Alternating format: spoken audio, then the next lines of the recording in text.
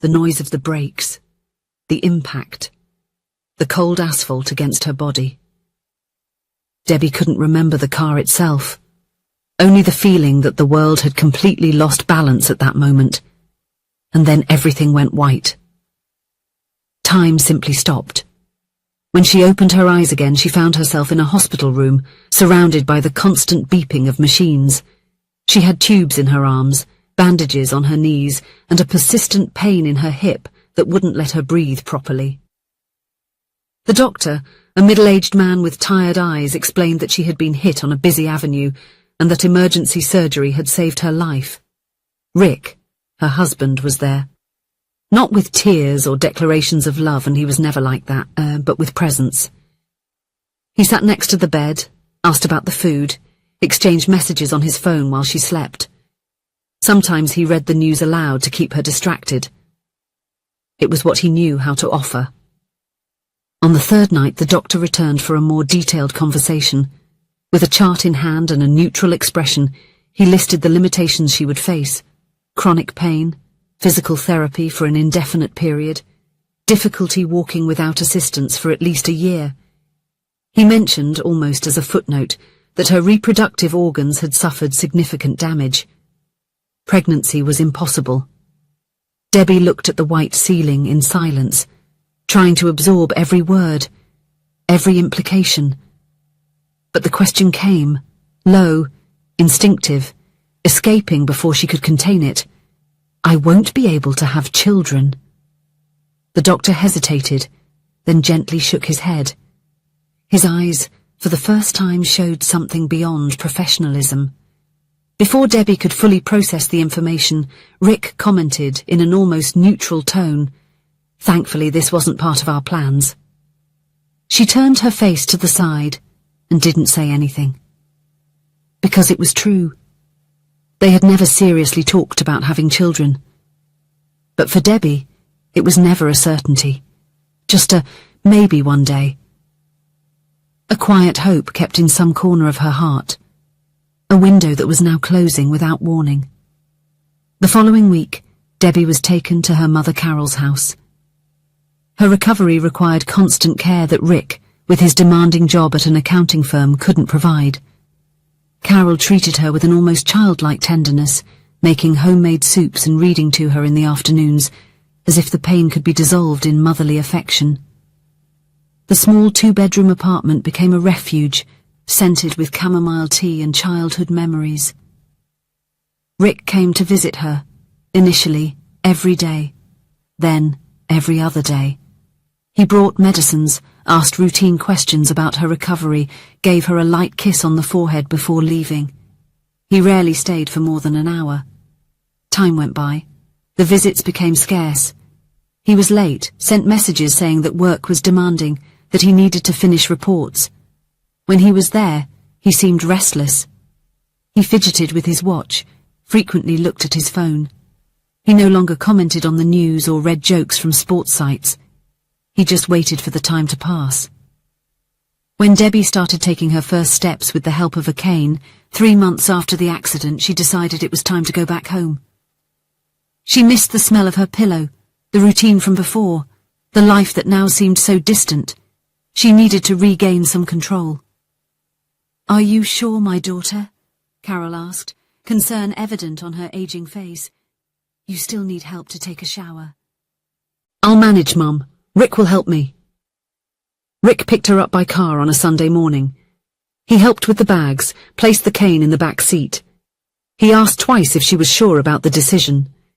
She said yes, with a conviction she didn't fully feel. But the return didn't last long.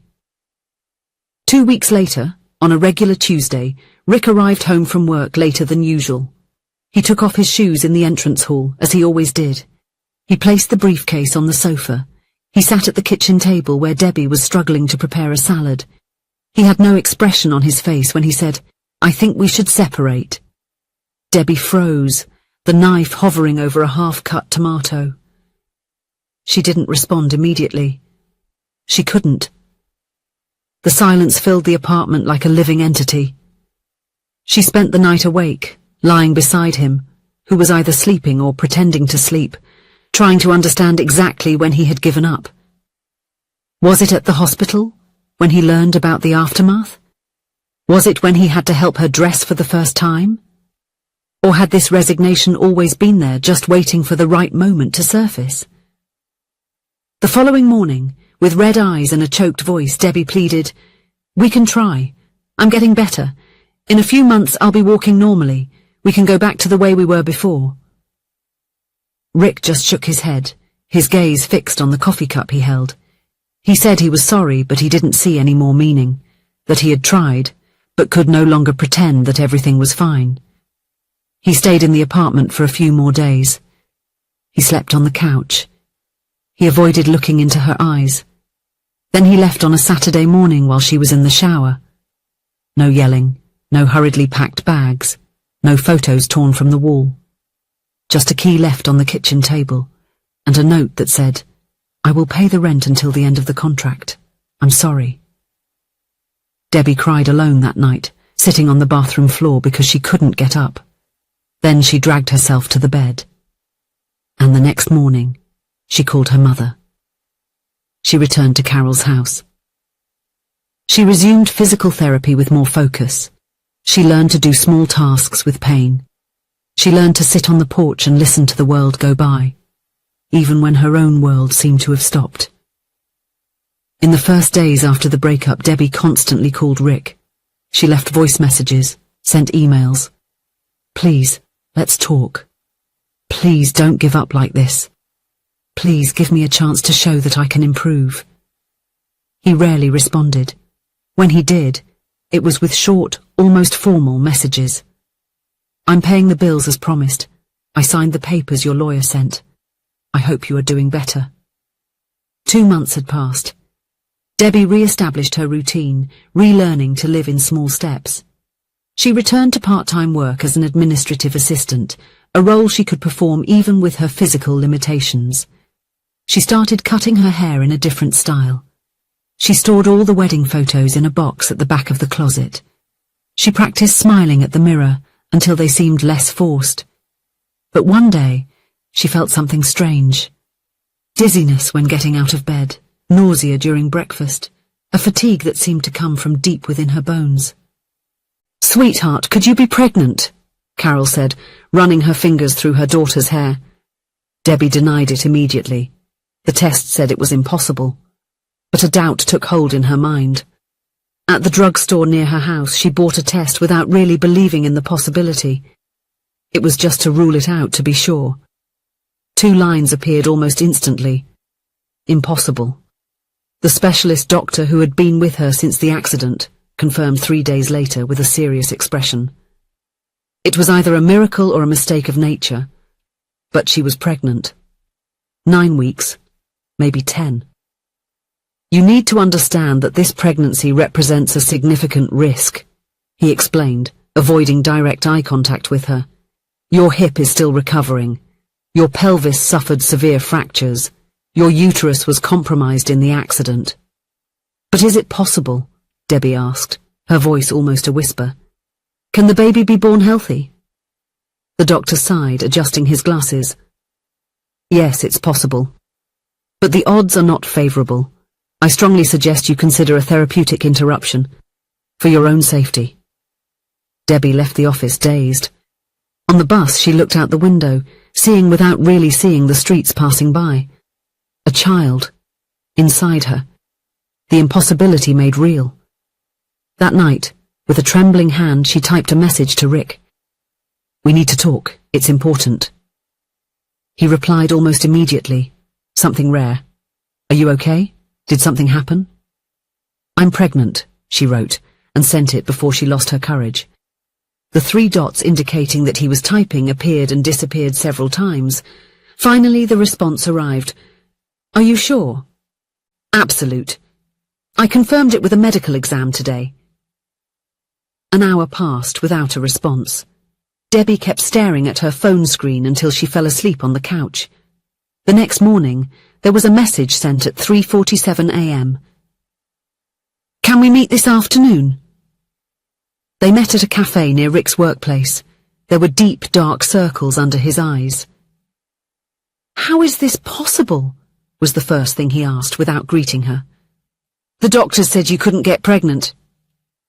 "They said it was unlikely. Almost impossible," Debbie corrected. "It seems that almost made all the difference." Rick rubbed his face with his hands, visibly upset. "I remember well. They said impossible." "What do you intend to do?" The question lingered between them. Debbie had already spent the entire night thinking about it, weighing all the possibilities, all the risks. "I will have this baby," she said, finally. Rick shook his head, a gesture she knew well. Disagreement, disapproval. "Debbie, be reasonable. Did you hear what the doctors said? It's dangerous. For you, for the child." "I know the risks. You can barely take care of yourself now," he continued, his voice rising slightly. "How do you intend to take care of a baby? And what if it's born with problems? Have you thought about that?" Debbie remained calm, even though she felt tears forming. "I've thought about all of that, and still it's my decision." There was a long silence. Rick looked out the window, then back at her. His face was closed, his expression unreadable. "I'm not asking anything from you," Debbie added. "I just thought you should know." It was then that he said the words she would never forget. "I don't want a child. I never did. Especially not like this, under these conditions. I already have someone else." The impact of those words was almost physical. Debbie felt as if she had been run over again. This time, however, there was no fainting, no escape into unconsciousness, just the raw reality hitting against her chest. "I understand," she murmured, although she didn't really understand. Rick paid for the coffee that neither of them had touched and said goodbye with an awkward wave. He didn't say good luck, nor keep me updated.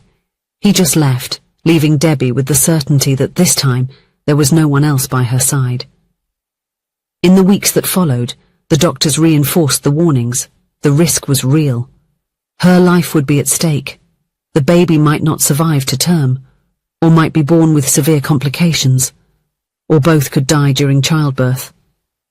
Debbie heard it all. She cried. She prayed, even though she wasn't particularly religious. And she decided to move forward. Out of faith, intuition, love for something she didn't yet know but already felt was a part of her. The pregnancy was difficult, exactly as expected. She experienced pains that left her immobilized, bleeding that took her to the emergency room 3 times, sleepless nights where she counted the baby's movements out of fear they would cease. In the 20th week, when she found out she was expecting a boy, she started calling him Kevin, a strong name that sounded like a winner. "You need to be strong, Kevin," she would whisper to her belly on the toughest nights. "We both need to be." In the 30th week, the doctor recommended complete bed rest after an episode of premature contractions. Carol temporarily moved into the guest room, taking over the house duties and the work that Debbie was still trying to do remotely. "I've never seen anyone as stubborn as you," Carol would say, adjusting the pillows under her daughter's head. "But I think this boy will be the same. He's fighting to be born against all odds."